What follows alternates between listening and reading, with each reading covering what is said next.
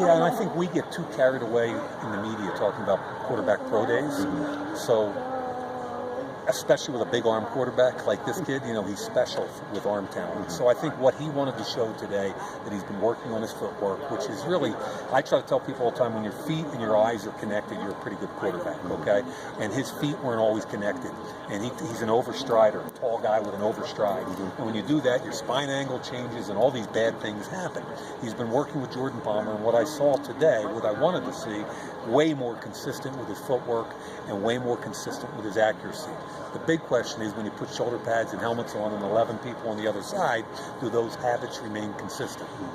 I know this is kind of unique for Laramie Day. I guess from your end, where does this? By the way, it's not kind of unique. It's either unique or it isn't. My father's a teacher. He drilled that in my head.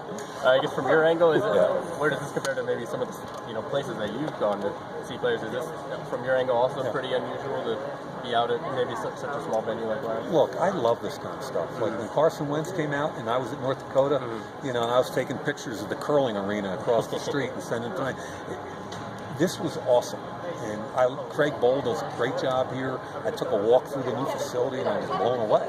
I mean, what you offer here was as good as anything I see at LSU or any of those kinds of things. And you have to put it in perspective.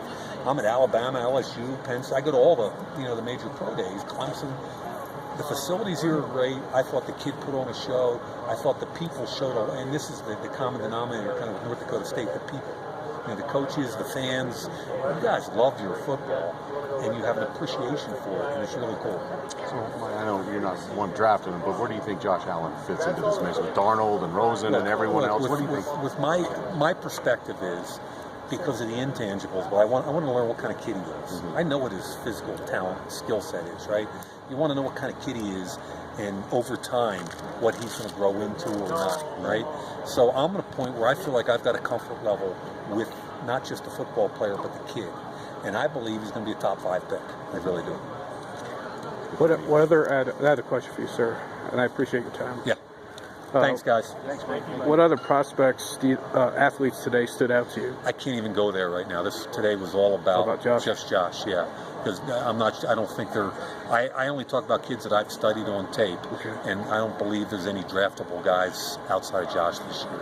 So I hate to do that to you, but I'm sorry. No, I understand. I'll counter that with, how do you think he improved his footwork, in your opinion? Well, he worked with Jordan Palmer for the last several months, and again, he's a big strider. He's got to shorten the stride down, keep it under control, because when he overstrides, the ball starts to sail in bad places, and I think the hard part is going to be to translate that to shoulder pads, helmet, and 11 people on the other side of the line of scrimmage.